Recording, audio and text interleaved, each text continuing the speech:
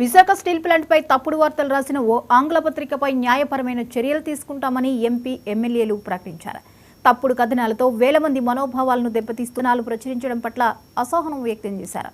Steel ప్లాంట్ని కాపాడుకునే బాధ్యతను ప్రభుత్వం తీసుకుంటుందని ఎంపీ భరత్, ఎమ్మెల్యే గణబాబు వేర్వేరుగా సమావేశాల్లో స్పష్టం చేశారు. స్టీల్ ప్లాంట్ని ఎలా లాభాల బాటలో నడిపించాలి, కేంద్రం నుండి ఎలాంటి సాయం పొందాలన్న విషయంపై రాష్ట్ర ప్రభుత్వం చర్చిస్తున్న తరుణంలో ప్రజలను గందరగోళపరిచేలా పత్రికల్లో వార్తలు రాయడం మంచిది కాదని ఎంపీ భరత్, ఎమ్మెల్యే గణబాబు పేర్కొన్నారు.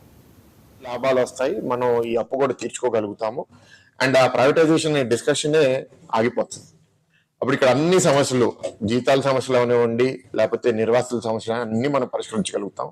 కానీ దీనికి చాలా కమిట్మెంట్ కేంద్ర ప్రభుత్వం నుంచి కావాలి. కాబట్టి రేపు మీటింగ్ లో చాలా స్పష్టంగా కేంద్ర మంత్రికి కూడా ప్రజెంట్ చేయాలని వాళ్ళ టీంతో కూడా మాట్లాడడం జరిగింది.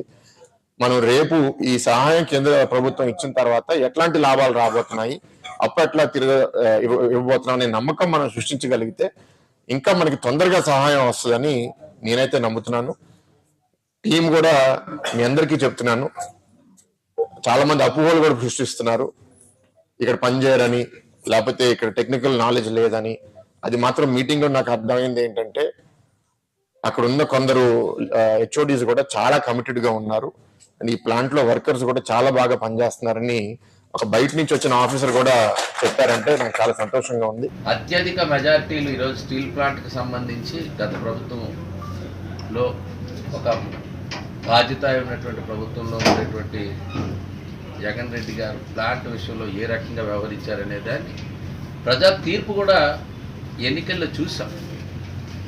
అయినా ఇప్పటికీ కూడా ఆ పద్ధతి మార్చుకోకుండా ఇలాంటి సమయంలో అంటే ఒక రేపు స్టీల్ ప్లాంట్ మినిస్టర్ వస్తున్నారు, ముఖ్యమంత్రి చంద్రబాబు నాయుడు గారు విశాఖపట్నం వస్తున్నారు. కాబట్టి ఇప్పుడు ఇలాంటి వార్తని డెక్కన్ క్రానికల్ని మళ్ళా తెరపైకి తీసుకొచ్చి వాటిపైన వార్తని రాయించేటువంటి ప్రయత్నం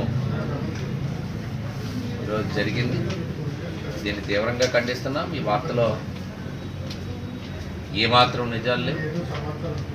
ఈరోజు ప్రభుత్వ పక్షాన అనేక అంశాలు ఈ రాష్ట్రానికి సంబంధించి కేంద్రంతో ముడిపడిన ప్రతి అంశం కూడా ఈరోజు ఎన్డీఏ భాగస్వామిగా ఉన్నటువంటి ప్రభుత్వంగా, పార్టీగా స్టీల్ ప్లాంట్ విషయంలో కూడా చాలా స్పష్టమైనటువంటి వైఖరితో ఉన్నాం.